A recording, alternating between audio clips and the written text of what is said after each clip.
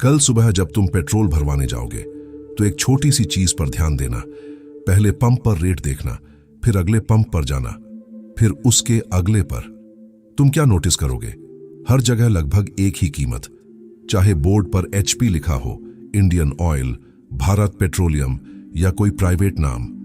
कभी कभी 1-2 पैसे का फर्क, लेकिन असली फर्क नहीं।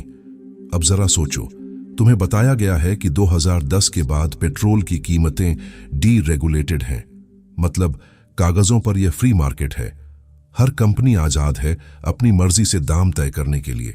अगर सच में फ्री मार्केट होता तो कोई कंपनी सस्ता बेचती ग्राहक खींचने के लिए, कोई महंगा बेचती क्वालिटी का बहाना बनाकर, कोई डिस्काउंट देती, कोई ऑफर लाती। लेकिन ऐसा नहीं होता। क्यों? क्योंकि जिसे तुम कंपटीशन समझ रहे हो वो असल में कंपटीशन है ही नहीं। वो एक कार्टेल है, एक साइलेंट समझौता, एक ऐसा सिस्टम जिसमें सब एक दूसरे से लड़ते नहीं बल्कि साथ साथ चलते हैं। और यह सिस्टम नया नहीं है। इस सिस्टम को लगभग 150 साल पहले एक आदमी ने परफेक्ट किया था। इतना परफेक्ट कि आज भी वही मॉडल दुनिया की सबसे बड़ी कंपनियां इस्तेमाल कर रही हैं। अब जरा 2016 में लौटते हैं। याद है जब जियो आया था? Free calls, free internet, unlimited data. पूरा देश पागल हो गया था। लोग बोले, वाह कितनी बड़ी क्रांति है। अंबानी तो जनता के लिए देवता बन गए। लेकिन 2 साल बाद क्या हुआ? एयरसेल गायब, टाटा डोकोमो खत्म, उनिनोर इतिहास बन गया। वोडाफोन और आइडिया को मजबूरी में शादी करनी पड़ी, सिर्फ जिंदा रहने के लिए। 3 साल में पूरा टेलीकॉम सेक्टर सिमटकर मुट्ठी भर कंपनियों में आ गया। और उनमें से एक सबसे ताकतवर। वो फ्री डेटा तुम्हारे लिए नहीं था, वो एक हथियार था, कंपटीशन को मारने का खर्चा। और तुम ग्राहक नहीं थे, तुम मोहरा थे। ये चाल आज की नहीं है, ये चाल 150 साल पुरानी है। और इसे सबसे पहले जिस आदमी ने पूरी बेरहमी से इस्तेमाल किया उसका नाम था जॉन डी रॉकफेलर। इतिहास का सबसे अमीर इंसान। आज के पैसों में उसकी दौलत 400 अरब डॉलर से भी ज्यादा मानी जाती है। इतनी कि अपने समय में अमेरिका की पूरी इकोनॉमी का एक बड़ा हिस्सा सिर्फ उसके पास था। लेकिन रॉकफेलर की असली विरासत पैसा नहीं है। उसकी असली विरासत है वो सिस्टम, वो तरीका, वो प्लेबुक। एक ऐसा मॉडल जो आज भी अमेज़न इस्तेमाल करता है, गूगल इस्तेमाल करता है, रिलायंस, अडानी, बैंक, फार्मा कंपनियां, सब। तुम हर दिन उसी सिस्टम के अंदर जी रहे हो, बिना ये जाने कि वो सिस्टम क्या है। आज मैं तुम्हें वही सिस्टम दिखाने वाला हूं। कैसे एक आदमी ने पूरे इंडस्ट्री को अपने हिसाब से मोड़ा, कैसे उसने अपने दुश्मनों को खत्म किया बिना सीधे लड़ाई के, कैसे उसकी कंपनी टूटने के बाद भी वह और अमीर हो गया, और कैसे 100 साल बाद भी तुम उसी डिजाइन में फंसे हुए हो। क्योंकि यह सिर्फ इतिहास नहीं है, यह सर्वाइवल का सवाल है। अब कहानी शुरू होती है। 8 जुलाई 1838 न्यूयॉर्क के एक छोटे से गांव में एक लड़का पैदा होता है। उसका पिता एक घूमता फिरता ठग था। गांव गांव जाकर नकली दवाइयां बेचता था। लोगों की बीमारी, डर और उम्मीद सब बेच देता था। उसकी मां बिल्कुल उलट ही थी, धार्मिक, सख्त, नैतिकता में अडिग। इस कॉम्बिनेशन को समझो। बाप से मिला चालाक दिमाग, लोगों को पढ़ने की कला, बेरहमी। मां से मिला एक अजीब सा विश्वास कि अगर मैं सही मानकर कुछ कर रहा हूं तो वो भगवान की इच्छा है। यही विश्वास उस आदमी को खतरनाक बनाता है, क्योंकि जो इंसान खुद को धर्म और नैतिकता का प्रतिनिधि समझने लगता है वो किसी को भी कुचल सकता है बिना अपराध बोध के। 1849 में पेंसिल्वेनिया में तेल निकलता है। ओनाइल रश शुरू होता है। हजारों लोग पागलों की तरह जमीन खोदने लगते हैं। कुछ रातों रात अमीर बनते हैं, कुछ पूरी तरह बर्बाद। अराजकता, बूम और बस्ट। उस वक्त रॉकफेलर सिर्फ 20 साल का था, एक अकाउंटेंट की नौकरी करता था। बाकी लोग देख रहे थे तेल निकालने में पैसा है, लेकिन उसने कुछ और देखा। उसने समझा कि तेल निकालना जुआ है, कभी किस्मत साथ देगी, कभी नहीं। आज कुएं से तेल निकला, कल वही जमीन बेकार। लेकिन एक चीज कांस्टेंट है, तेल चाहे कोई भी निकाले उसे साफ तो करवाना ही पड़ेगा। रिफाइनिंग, यही असली कंट्रोल पॉइंट था। 1866 में उसने थोड़े से पैसे लगाकर क्लीवलैंड में एक छोटी सी रिफाइनरी खोली। 2 साल में वह शहर की सबसे बड़ी रिफाइनरी बन गई। लेकिन एक समस्या थी, क्लीवलैंड में दर्जनों रिफाइनरी थीं। सब एक दूसरे का गला काट रही थी, कीमतें गिर रही थीं, मुनाफा गायब था। यहीं से उसकी असली चाल शुरू होती है। उसने समझ लिया, कीमतों में लड़ाई बेवकूफों का खेल है। असली जीत कंपटीशन खत्म करने में है। और इसके लिए उसने एक ऐसा तरीका अपनाया जो आज भी हर बड़ी कंपनी की रीढ़ है, वर्टिकल इंटीग्रेशन। सीधी भाषा में समझो, अपने बिजनेस के लिए जो जो जरूरी है वो सब अपने कंट्रोल में ले लो। बीच के लोग हटाओ, डिपेंडेंसी खत्म करो। मान लो तुम चाय बेचते हो, आज तुम दूध बाहर से लेते हो, चीनी बाहर से, कप बाहर से। हर स्टेप पर कोई और पैसा कमा रहा है। अब सोचो, अगर दूध भी तुम्हारा, चीनी भी तुम्हारी, कप भी तुम्हारे, तो बाकी सब गायब। उनका मुनाफा अब तुम्हारा। यहीं से गेम बदलता है और यहीं से वो सिस्टम पैदा होता है जिसमें आज भी पूरी दुनिया फंसी हुई है। यही वही चीज थी जो जॉन डी रॉकफेलर ने ऑयल बिजनेस में की। उस दौर की ज्यादातर रिफाइनरियां एक ही काम करती थीं, कच्चा तेल खरीदो, उसे साफ करो और आगे बेच दो, बस। लेकिन रॉकफेलर ने इस सीधी लाइन को तोड़ दिया। उसने सोचा, जो लोग मेरे बिजनेस के इर्द गिर्द पैसा कमा रहे हैं, वो पैसा मैं खुद क्यों ना कमाऊं। सबसे पहले उसने तेल रखने वाले पीपे बनाने वाली फैक्ट्रियां खरीद लीं। जहां पहले एक बैरल उसे 25 सेंट में पड़ता था, अब वही बैरल वह खुद 15 सेंट में बनाने लगा। फिर उसने तेल ढोने वाले टैंक वैगन अपने कंट्रोल में ले लिए, वेयरहाउस बनाए, स्टोरेज अपने हाथ में ली, डीलरों तक सीधे पहुंचने का नेटवर्क खड़ा किया। एक एक करके हर वो काम, हर वो स्टेप जिससे पहले कोई और कमाता था, अब वही काम वह खुद करने लगा। बीच का हर मुनाफा धीरे धीरे उसकी जेब में जाने लगा। नतीजा, उसकी लागत सबसे कम हो गई। और जब लागत सबसे कम हो जाती है तो कीमतें हथियार बन जाती हैं। यहीं उसने अगली चाल चली। रेल रोड कंपनियों के साथ गुप्त समझौते। कागजों पर सब बराबर थे, असल में नहीं। रॉकफेलर का माल ढोने के बाद रेल कंपनियां उसे पैसा वापस कर देती थीं। मतलब उसके लिए ट्रांसपोर्ट लगभग मुफ्त, और उसके कॉम्पिटिटर्स, उनसे पूरा किराया वसूला जाता था, कभी कभी उससे भी ज्यादा। यह सिर्फ बिजनेस की समझ नहीं थी, यह शिकार का तरीका था। अब वह केरोसिन इतनी सस्ती बेच सकता था कि दूसरे हर बिक्री पर नुकसान में जाए, और फिर भी वह फायदे में रहे। 1870 में उसने स्टैंडर्ड ऑयल ऑफ ओहायो बनाई। क्लीवलैंड की सबसे बड़ी रिफाइनरी अब उसी की थी, लेकिन पूरे अमेरिका में उसका कंट्रोल अभी भी सिर्फ 4% था। हर 100 में से सिर्फ 4 बैरल। और रॉकफेलर ऐसा इंसान नहीं था जो 4 पर रुक जाए। यहीं से उसकी रणनीति का दूसरा चरण शुरू होता है, हॉरिजॉन्टल इंटीग्रेशन। अगर वर्टिकल इंटीग्रेशन मतलब पूरी सप्लाई चेन को अपने कब्जे में लेना है, तो हॉरिजॉन्टल इंटीग्रेशन मतलब अपने जैसे हर खिलाड़ी को या तो खरीद लेना या मिटा देना। 1872 में वो हुआ जिसे इतिहास क्लीवलैंड मैसाकर कहता है। 3 महीने, सिर्फ 3 महीने में रॉकफेलर ने क्लीवलैंड की हर रिफाइनरी के मालिक से मुलाकात की। ऑफर साफ था, अपना बिजनेस मुझे बेच दो। जो मान गए उन्हें ठीक ठाक कीमत मिली। कई को उसी कंपनी में मैनेजर बना दिया गया। जो नहीं माने उनके लिए कीमतों की जंग शुरू हुई। रॉकफेलर ने केरोसिन के दाम इतने नीचे गिरा दिए कि वे उनकी लागत से भी कम थे। दूसरी रिफाइनरियां इतनी सस्ती बना ही नहीं सकती थीं। हर बिक्री नुकसान। उनके सामने सिर्फ 2 रास्ते थे, बेच दो या दिवालिया हो जाओ। ज्यादातर झुक गए, कुछ लड़े, कोई नहीं जीता। 1872 के अंत तक क्लीवलैंड की 26 में से 25 रिफाइनरियां उसके कंट्रोल में थीं। 3 महीने में 4% से 25%। यही था ब्लूप्रिंट। पहले दोस्ती का ऑफर, फिर कीमतों से हमला, फिर टूटे हुए बिजनेस को सस्ते में खरीद लेना। यह तरीका अगले 150 साल में हर मोनोपोली ने अपनाया और आज भी अपनाया जा रहा है। लेकिन क्लीवलैंड रॉकफेलर के लिए काफी नहीं था, उसे पूरा देश चाहिए था। 1870 के पूरे दशक में स्टैंडर्ड ऑयल पूरे अमेरिका में फैलती चली गई। न्यूयॉर्क, फिलाडेल्फिया, पिट्सबर्ग, बाल्टीमोर, हर जगह वही पैटर्न, रेल रोड डील्स, सबसे कम लागत, और जो नहीं बिके उनके खिलाफ बेरहम प्राइस वॉर। 1870 तक अमेरिका की 90% रिफाइनिंग उसके हाथ में थी। हर 100 बैरल में 90। यह बिजनेस नहीं था, यह मोनोपोली थी। और मोनोपोली खतरनाक क्यों होती है?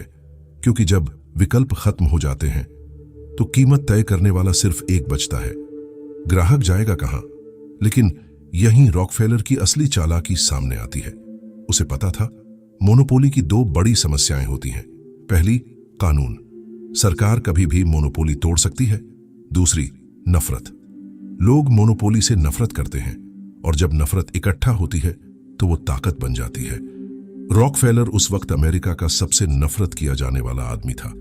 रॉबर्ट बैरन, उसे दोनों समस्याओं का एक साथ समाधान चाहिए था और 1882 में उसके वकीलों ने एक ऐसा ढांचा बनाया जिसने कॉरपोरेट दुनिया की शक्ल बदल दी।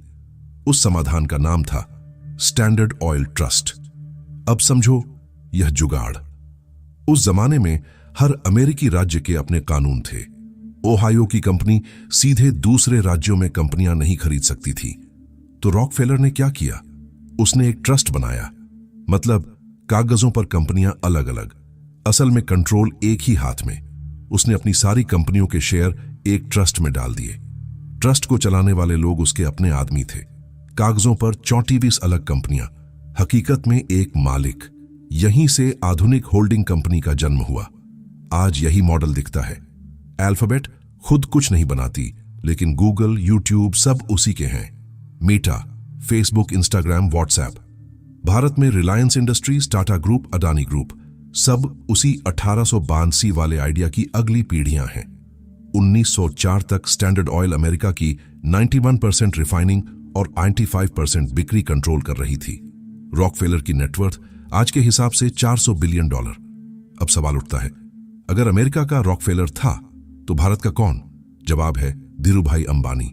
1968 यमन के अदन शहर में एक 26 साल का लड़का पेट्रोल पंप पर काम करता है। पेट्रोल भरता है, शाम को हिसाब करता है, आज 300 महीना। 1966 में वही लड़का बॉम्बे में एक छोटी ट्रेडिंग कंपनी शुरू करता है। नाम रिलायंस कमर्शियल कॉरपोरेशन। काम मसाले और कपड़े इंपोर्ट करना और भारत में बेचना।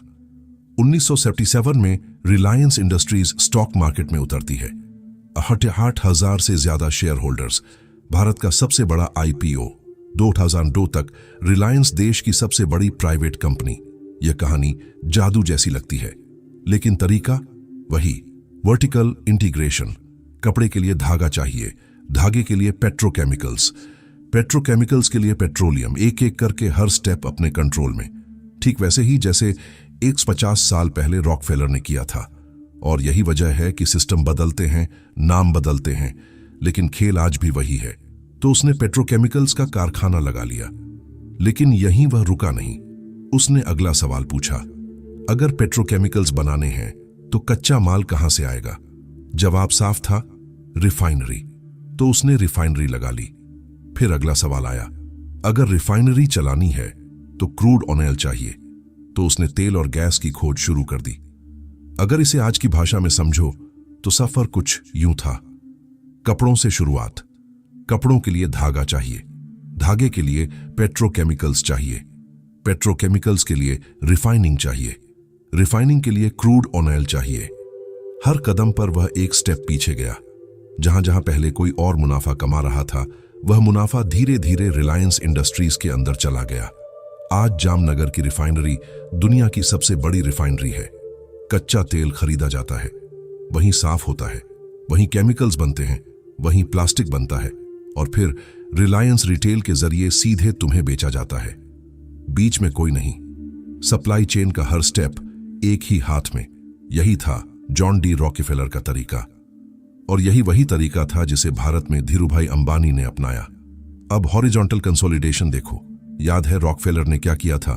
कंपटीशन को या खरीदा या कुचल दिया। भारत में भी वही कहानी। टेक्सटाइल्स में बॉम्बे डाइंग के साथ जो लड़ाई हुई वो इंडस्ट्री आज भी याद करती है। टेलीकॉम में 2016 के बाद जो हुआ वो इतिहास है। Free data, free calls. Competitors या तो आपस में जुड़ गए या मैदान से बाहर हो गए। 1872 में क्लीवलैंड में 26 में से 25 रिफाइनरियां। 2016 में टेलीकॉम में लगभग वही पैटर्न। यह संयोग नहीं है। और धीरूभाई का एक वाक्य इस पूरे खेल को एक्सपोज कर देता है। अगर सिस्टम में दिक्कत है तो सिस्टम से लड़ो मत, सिस्टम को बदल डालो। यही कहलाता है रेगुलेटरी कैप्चर। नियम तोड़ने की जरूरत नहीं, नियम बनाने वालों को अपने पक्ष में कर लो। रॉकफेलर ने रेल रोड नियम अपने हिसाब से बनवाए। धीरूभाई ने भारतीय सिस्टम में वही किया। तरीका वही था, पैमाना अलग। और यह कोई इल्जाम नहीं है, यह सिर्फ एक ऑब्जर्वेशन है। जो तरीका 150 साल पहले काम करता था वही आज भी करता है। अब वापस चलते हैं अमेरिका 1911। अब रॉकफेलर की दूसरी बड़ी समस्या सामने आती है, उसकी इमेज। अखबार उस पर टूट पड़े थे, लोग नफरत करते थे, और यहीं एक और नाम सामने आता है, आइडा टर्बेल। उसने पूरी किताब लिख दी। स्टैंडर्ड ऑयल की हर चाल बाहर आ गई। गुप्त rail road deals, price war, competition को खत्म करने के तरीके। जनता का गुस्सा उबाल पर था। और फिर अमेरिका की सबसे बड़ी अदालत supreme court of the United states ने फैसला सुनाया। स्टैंडर्ड ऑयल एक गैर कानूनी मोनोपोली है, इसे तोड़ा जाएगा। 34 अलग अलग कंपनियों में। यह सुनकर लगता है यहीं खेल खत्म हुआ, लेकिन असली ट्विस्ट यहीं से शुरू होता है। कंपनी टूटी, मालिक नहीं बदला। रॉकफेलर के पास अब भी हर कंपनी में हिस्सेदारी थी। Standard oil of new jersey बना Exxon, standard oil of New York बना Mobil, standard oil of California बना Chevron, standard oil of Indiana बना Amoco, standard oil of Ohio बाद में बीपी के पास चला गया। अब पैसे का खेल समझो। टूटने से पहले एक शेयर $660 का था। टूटने के बाद 34 कंपनियों के शेयर मिलकर $900 से ज्यादा के हो गए। कंपनी टूटी, दौलत नहीं, वह और अमीर हो गया। क्यों? क्योंकि मोनोपोली को तोड़ा नहीं गया, उसे टुकड़ों में बांट दिया गया। हर टुकड़ा अपने इलाके में अब भी राजा था, और 100 साल में ये टुकड़े फिर जुड़ने लगे। 1989 में एक्सॉन मोबिल बना, शेवरॉन ने पुराने हिस्से खरीदे, बीपी ने अमोको को। जो मोनोपोली 1911 में टूटी थी वो आज अलग अलग नामों में फिर से खड़ी है। नाम बदले, सिस्टम वही। लेकिन रॉकफेलर की सबसे बड़ी विरासत स्टैंडर्ड ऑयल नहीं है, सबसे बड़ी विरासत है उसकी प्लेबुक। और उस प्लेबुक का सबसे चालाक चैप्टर है फिलैंथ्रोपी। 1913 में उसने रॉकफेलर फाउंडेशन बनाई। $250 मिलियन दान। ऊपर से देखो दान पुण्य, अंदर देखो टैक्स बचाओ। जो पैसा सरकार को जाता वो फाउंडेशन में गया। और फाउंडेशन किसके कंट्रोल में थी? रॉकफेलर के। उसने तय किया कौन सी यूनिवर्सिटी को पैसा मिलेगा, किस रिसर्च पर काम होगा, कौन सा सिस्टम बनेगा। नफरत किया जाने वाला आदमी समाज सेवी बन गया। उस फाउंडेशन ने अमेरिका की मेडिकल एजुकेशन को शेप किया। Johns Hopkins university, university of Chicago जैसे संस्थानों को फंड मिला। फार्मा इंडस्ट्री को फायदा हुआ। और मजेदार बात, स्टैंडर्ड ऑयल की केमिकल डिवीजन से बाद में फार्मा कंपनियां निकली। यह षड्यंत्र नहीं है, यह रिकॉर्डेड इतिहास है। आज वही मॉडल दिखता है। Bill Melinda Gates foundation, world health organization पर असर। भारत में Reliance foundation, Adani foundation, Tata trusts. दान, नाम चमकाना, नीतियों पर असर, सब उसी प्लेबुक का नया संस्करण। रॉकफेलर परिवार आज भी मौजूद है, आज भी असरदार। डेविड रॉकफेलर 2017 में 101 साल की उम्र में मरा। 50 साल तक ग्लोबल फाइनेंस का सबसे ताकतवर आदमी। फैमिली की वेल्थ ट्रस्ट्स और फाउंडेशंस में बंटी हुई है। 150 साल हो चुके हैं, लेकिन सिस्टम आज भी जिंदा है। और यही सिस्टम आज अमेज़न में दिखता है। अमेज़न एक ऑनलाइन बुक स्टोर के रूप में शुरू हुई। आज वेयरहाउस उसके, ट्रक्स उसके, डिलीवरी नेटवर्क उसका, पेमेंट सिस्टम उसका, और सबसे बड़ी चीज अमेज़न वेब सर्विसेज। अब अगले हिस्से में मैं तुम्हें बिल्कुल साफ साफ दिखाऊंगा कि यह सिस्टम आज तुमसे रोज पैसा कैसे निकालता है। तुम्हारी हर चॉइस असल में चॉइस क्यों नहीं है, और सबसे जरूरी, इस सिस्टम को समझकर तुम अपने लिए क्या कर सकते हो। क्योंकि बाहर निकलना मुश्किल है, लेकिन समझना तुम्हारी सबसे बड़ी ताकत है। ये आखिर है क्या? ये वो कंप्यूटर्स हैं जिन पर दूसरी कंपनियों की वेबसाइट्स चलती हैं। मतलब जो अमेज़न के खिलाफ बिजनेस कर रही हैं, उनकी वेबसाइट्स भी अमेज़न के ही कंप्यूटर्स पर चल रही हैं। इस सिस्टम का नाम है अमेज़न वेब सर्विसेज। और मजेदार बात जानो, अमेज़न इससे हर साल करीब 7-8 लाख करोड़ रुपए कमाती है। इतना कि अमेज़न की पूरी दुकानदारी यानी रिटेल बिजनेस उससे कम कमाता है। रॉकफेलर ने अपने जमाने में रिफाइनरी, रेल रोड और डिस्ट्रीब्यूशन कंट्रोल किया था। अमेज़न ने रिटेल, डिलीवरी और इंटरनेट के कंप्यूटर्स तीनों पर कब्जा कर लिया। तरीका वही है, सिर्फ तकनीक बदल गई है। और हॉरिजॉन्टल कंसोलिडेशन वो भी वही। रॉकफेलर ने कंपटीटर्स को खरीदा था, अमेज़न भी वही करती है। होल फूड्स खरीदा ग्रोसरी के लिए, ज़ापोस खरीदा जूतों के लिए, ट्विच खरीदा गेमिंग के लिए। रिंग खरीदा सिक्योरिटी के लिए, MGM स्टूडियोज खरीदा फिल्मों के लिए। 100 से ज्यादा कंपनियां सीधे या अप्रत्यक्ष रूप से, और जहां खरीद नहीं सकते वहां नकल। Amazon पर छोटे दुकानदार जो भी बेचते हैं उनका पूरा डेटा Amazon के पास जाता है। कौन सा प्रोडक्ट चल रहा है, किस कीमत पर, किस शहर में।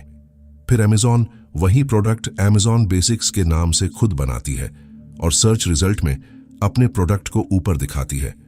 ये रॉकफेलर की प्राइस वॉर का डिजिटल वर्जन है, कानूनी, कम रेगुलेटेड और बेहद खतरनाक। अब अल्फाबेट को देखो। अल्फाबेट खुद कुछ नहीं बनाती, लेकिन इसके अंदर है गूगल, यूट्यूब, डीप माइंड, वेमो, वेरिली और दर्जनों छोटी कंपनियां। ये वही स्ट्रक्चर है जो रॉकफेलर ने 1882 में ट्रस्ट के रूप में बनाया था। ऊपर एक छतरी, नीचे सब कंपनियां। इसका फायदा, अगर एक पर केस आए तो बाकी सुरक्षित, टैक्स प्लानिंग आसान, और सरकार अगर तोड़ना चाहे तो उलझ जाए। किसे तोड़े?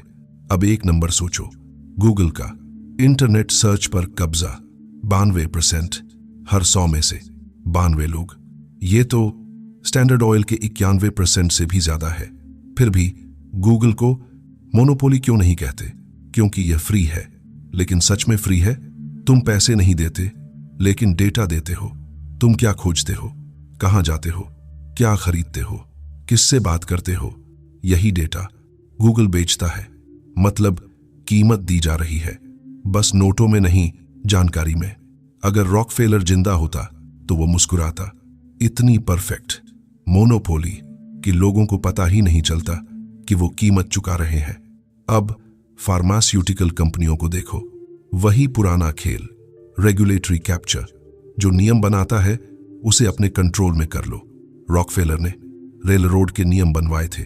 आज अमेरिका में दवाइयों को अप्रूव करने वाली संस्था है food and drug administration. Pharma कंपनियां इसे यूजर फीस देती हैं। पेटेंट की अवधि बढ़वाने के लिए सरकार पर दबाव डालती है। और सबसे दिलचस्प बात, जिन नियमों से उन्हें रेगुलेट किया जाता है उन्हीं नियमों को लिखने में उनका हाथ होता है। फाइजर, जॉनसन जॉनसन, मर्क, सब ने यही सीखा। बाजार जीतना है तो नियम जीत लो। अब बैंक्स, JP Morgan Chase एक होल्डिंग कंपनी है। इसके नीचे आम लोगों का बैंक भी है, इन्वेस्टमेंट बैंक भी। Bank of America, city group, Wells Fargo, सब यही मॉडल। 2008 की मंदी के बाद अमेरिका में डॉड फ्रैंक कानून आया बैंक्स पर लगाम लगाने के लिए। लेकिन होल्डिंग कंपनी स्ट्रक्चर की वजह से यह लगभग नामुमकिन हो गया। कागजों पर सब अलग, असल में मालिक एक। यह समस्या रॉकफेलर ने 1882 में ही सॉल्व कर ली थी। अब भारत लौटते हैं। सितंबर 2016, AGM का स्टेज। मुकेश अंबानी माइक उठाते हैं। Free voice calls, life time, free data. देश पागल हो गया। लाइनों में सिम कार्ड, रात रात भर इंतजार। लगा कोई मसीहा आ गया है। लेकिन एक सवाल सोचो, कोई कंपनी हजारों करोड़ का इंफ्रास्ट्रक्चर बनाए, टावर लगाए, फाइबर बिछाए, स्पेक्ट्रम खरीदे और सब कुछ फ्री दे दे? बिजनेस में कुछ भी फ्री नहीं होता। तो बिल किसने चुकाया? कंपटीशन ने। 2 साल बाद नतीजा देखो। रिलायंस कम्युनिकेशंस खत्म, टाटा डोकोमो मर्ज, अनिनोर गायब, वोडाफोन और आइडिया मजबूरी में शादी। 2016 में 10 से ज्यादा ऑपरेटर्स, 2020 तक सिर्फ 3, और उनमें सबसे ताकतवर जियो। यह था क्लीवलैंड मैसाकर इंडियन एडिशन। 1872 में केरोसिन सस्ता, 2016 में डेटा फ्री। तरीका वही, नतीजा वही। लेकिन जियो सिर्फ टेलीकॉम नहीं है, यह पूरा इकोसिस्टम है। जियो सिम देता है, जोमार्ट सामान, जियो सिनेमा मनोरंजन, जियो सावन म्यूजिक, रिलायंस रिटेल कपड़े electronics, Reliance petroleum petrol, network 18 news, सुबह न्यूज, दोपहर पेट्रोल, शाम खरीदारी, रात एंटरटेनमेंट, पूरा दिन एक ही इकोसिस्टम। यह रॉकफेलर का सपना था, एक ऐसा सिस्टम जहां कस्टमर का हर इंटरैक्शन उसी कंपनी से हो, अब अपने साल का हिसाब लगाओ। पेट्रोल, ऑनलाइन शॉपिंग, डेटा, दवाइयां, बैंक फीस, 3-4 लाख रुपए साल के। 40 साल में 1 करोड़ से ज्यादा। और यह पैसा कहां जाता है? ऊपर उन परिवारों के पास जो सिस्टम ऑन करते हैं। तुम सोचते हो तुम्हारे पास चॉइस है, असल में चॉइस है ही नहीं। पेट्रोल नहीं लोगे तो काम कैसे जाओगे? Amazon नहीं यूज करोगे तो वही कीमत और सुविधा कहां मिलेगी? और अगले हिस्से में यहीं से असली सवाल शुरू होगा। अगर सिस्टम से बाहर निकलना नामुमकिन है तो क्या इस सिस्टम के अंदर जिंदा रहने का कोई समझदार तरीका है? यही हम आगे समझेंगे। जियो नहीं यूज करोगे तो एयरटेल यूज करोगे, मार्केट वही है, सिर्फ लोगो बदल जाता है। गूगल नहीं यूज करोगे, 92% मार्केट शेयर है उसका। ऑल्टरनेटिव क्या है जिसे दुनिया सच में यूज करती हो? दवाइयां नहीं लोगे तो हेल्थ से समझौता करोगे, बैंक नहीं यूज करोगे तो सैलरी कैसे लोगे कैश में? हर रास्ता घूमकर वापस उसी सिस्टम में ले आता है। तुम्हें लगता है तुम्हारे पास चॉइस है, असल में हर चॉइस एक भ्रम है। तुम सिस्टम के अंदर हो और सिस्टम हर दिन तुमसे वेल्थ एक्सट्रैक्ट कर रहा है। यही जॉन डी रॉकफेलर की सबसे बड़ी उपलब्धि थी, एक ऐसा ढांचा जिससे निकलना नामुमकिन हो। तो अब सवाल यह नहीं है कि सिस्टम है या नहीं, सवाल यह है अब तुम क्या करोगे? 3 रास्ते हैं। पहला रास्ता, एक्सेप्ट करो। मान लो कि बड़ी कंपनियों का दबदबा आज की दुनिया की सच्चाई है। जो सुविधा मिलती है उसे इस्तेमाल करो। Amazon से खरीदो क्योंकि सस्ता और तेज है। गूगल यूज करो क्योंकि आसान है। यह मान लो कि पैसा ऊपर जाएगा और अपनी जिंदगी जियो। यह सबसे आसान रास्ता है, लेकिन यह हार मान लेना है। दूसरा रास्ता लड्डो, छोटी दुकानों से खरीदो, भले महंगा पड़े। ऑल्टरनेटिव प्लेटफॉर्म यूज करो, भले कम अच्छे हों। उन नेताओं को वोट दो जो बड़ी कंपनियों को तोड़ने की बात करें। यह रास्ता नेक है, ईमानदार है, लेकिन थका देने वाला है। और सच यह है, यह काम नहीं करता। सिस्टम बहुत बड़ा है, बहुत ताकतवर है। तीसरा रास्ता, समझो और अपनी जगह बनाओ। अगर सिस्टम से बाहर निकलना नामुमकिन है तो उससे फायदा उठाना सीखो। जो कंपनियां मार्केट पर राज कर रही हैं, जो सिस्टम के जरिए सबसे ज्यादा पैसा खींच रही हैं, उनमें हिस्सेदार बनो। Reliance, HDFC bank, TCS, Infosys, Amazon, Google, Microsoft, Apple. अगर पैसा पूरे सिस्टम से निकलकर इन्हीं जगहों पर जमा हो रहा है तो सिर्फ कस्टमर मत बनो, मालिक भी बनो। रॉकफेलर यही कर रहा था। बाकी दुनिया उसका केरोसिन खरीद रही थी, वह उस सिस्टम का मालिक था। जो केरोसिन बेच रहा था वह सिस्टम से निचोड़ा नहीं जा रहा था, वह सिस्टम से कमाई कर रहा था। तुम भी उसके लेवल पर नहीं, लेकिन अपने लेवल पर यही कर सकते हो। एक्सट्रैक्टेड मत बनो, एक्सट्रैक्टर को ओन करो। निचोड़े जाने वाले मत बनो, निचोड़ने वाले सिस्टम में हिस्सेदार बनो। यह कोई इन्वेस्टमेंट एडवाइस नहीं है, यह फाइनेंशियल सलाह नहीं है, यह सिर्फ पैटर्न देखने की बात है। यह समझने की बात है कि पैसा बहता कहां से है और जमा कहां होता है। रॉकफेलर का सिस्टम 150 साल से यही कर रहा है और आगे भी करता रहेगा, क्योंकि अब यह सिस्टम सिर्फ कंपनियों में नहीं है, यह कानूनों में है, टैक्स स्ट्रक्चर में है, सरकारी ढांचों में है। इससे लड़ना नैतिक रूप से अच्छा लग सकता है, लेकिन थका देता है। इससे भागना नामुमकिन है। इसे समझना और इसमें अपनी जगह बनाना, यही समझदारी है, यही होशियारी है। जॉन डी रॉकफेलर 1937 में 97 साल की उम्र में मरा। वह इतना जिया कि उसने स्टैंडर्ड ऑयल को बनते देखा, टूटते देखा और फिर अलग अलग नामों में वापस जुड़ते देखा। उसने अपने पोतों को दुनिया के सबसे ताकतवर लोगों में देखा। उसने एक सिस्टम बनाया जो उसके मरने के 100 साल बाद भी चल रहा है और हमारे बाद भी चलता रहेगा। उस सिस्टम के 5 स्तंभ हैं। हर स्टेप खुद कंट्रोल करना, कॉम्पिटिटर्स को खत्म करना, कंपनियों का जाल बनाना, नियम बनाने वालों को काबू करना और दान पुण्य से अपनी इमेज चमकाना। यही वर्टिकल इंटीग्रेशन है, हॉरिजॉन्टल कंसोलिडेशन है, कॉर्पोरेट ट्रस्ट्स है, रेगुलेटरी कैप्चर है, फिलैंथ्रोपिक इन्फ्लुएंस है।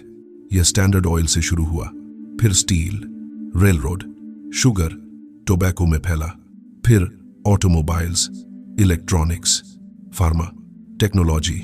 आज यह इकोनॉमी के हर सेक्टर में है और तुम इससे निकल नहीं सकते।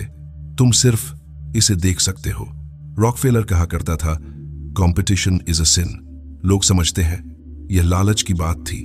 असल में यह उसकी धार्मिक सोच थी। उसके हिसाब से कंपटीशन मतलब एक ही काम, दो लोग करना, मेहनत बर्बाद, पैसा बर्बाद। उसका मानना था कि कंसोलिडेशन नेचुरल है।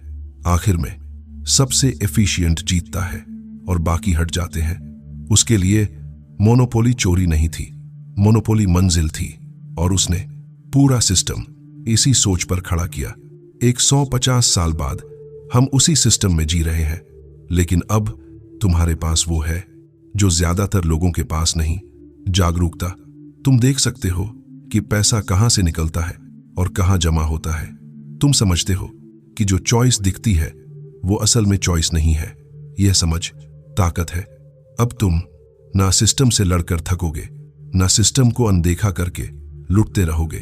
तुम सिस्टम को समझोगे और उसके हिसाब से अपनी जगह बनाओगे। यही असली ताकत है, खेल को देख पाना। क्योंकि एक बार जब तुम देख लेते हो तो फिर अनदेखा नहीं कर सकते। रॉकफेलर ने एक ऐसा सिस्टम बनाया जिससे तुम भाग नहीं सकते, लेकिन आज से तुम उसे देख सकते हो और देखना सब कुछ बदल देता है। अगर इस वीडियो ने तुम्हें वो दिखाया जो तुमने पहले कभी नहीं देखा था, अगर अब तुम्हें समझ आ गया है कि तुम्हारी रोजमर्रा की जिंदगी को कंट्रोल करने वाले कॉरपोरेट स्ट्रक्चर्स 150 साल पहले डिजाइन किए गए थे, तो नीचे कमेंट करो। जो भी सोच, जो भी सवाल, जो भी एहसास आया हो, शेयर करो और सब्सक्राइब करो, क्योंकि यह सिर्फ शुरुआत है। सिस्टम को समझना पहला स्टेप है, उसमें अपनी पोजीशन बनाना अगला। चलो अब सच में शुरू करते हैं।